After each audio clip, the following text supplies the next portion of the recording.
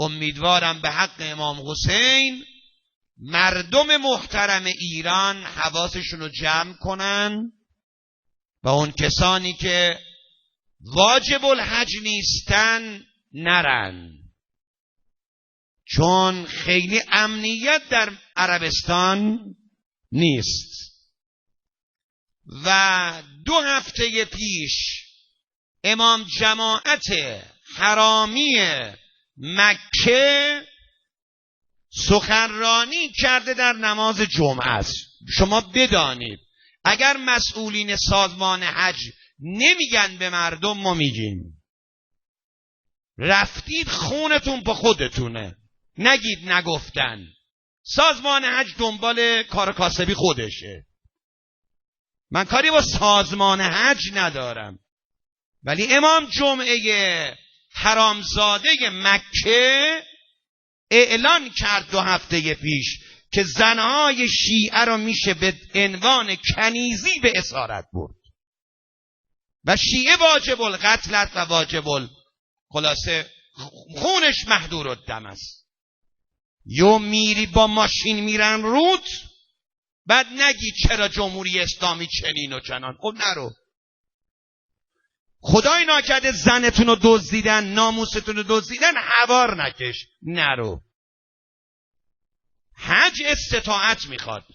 استطاعت هم فقط مالی نیست، فقط جسمی نیست، امنیتی هم هست. شما این پولا رو برید خرج فقرای جامعه بکنید. من با حج مشکل ندارم، اما حجی که با افتخار آدم بره و بیاد، نه با تو سری خوردن و فحش و فحاشی که بخوان زن آدم رو لخت کنن تا بگذارن توی کشور وارد بشه. مگه نکردن این کارا رو؟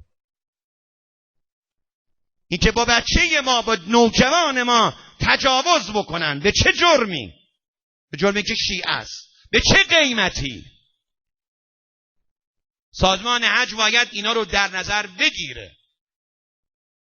سازمان حجی که اینقدر تلاش میکنه ارتباط رو با عربستان یهودی برقرار بکنه، باید حافظ ناموس ایرانم باشه.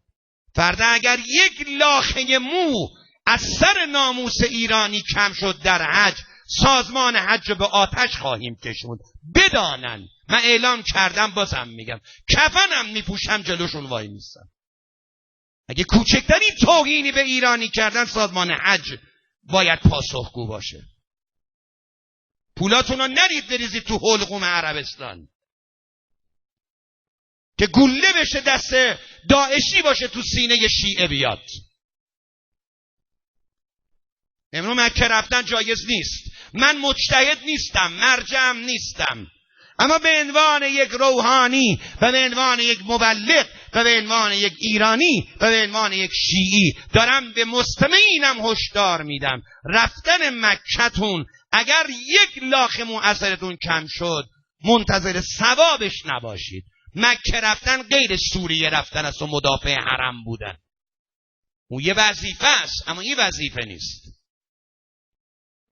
ایرانی باید تحت هر شرایطی عزتش حفظ بشه. پولاتون رو برید، برگه هایی که از سازمان حج دارید رو پاره کنید، تو سطل آشغال بریزید، پولش رو پس بگیرید و برید یک دختر فقیر بیچاره پشت جهیزی مونده رو جهیزیشو بگیرید. ثواب حج بهتون میرسه. اگه دنبال ثوابید، اگه دنبال معنویتید، اگه دنبال خدا هستید.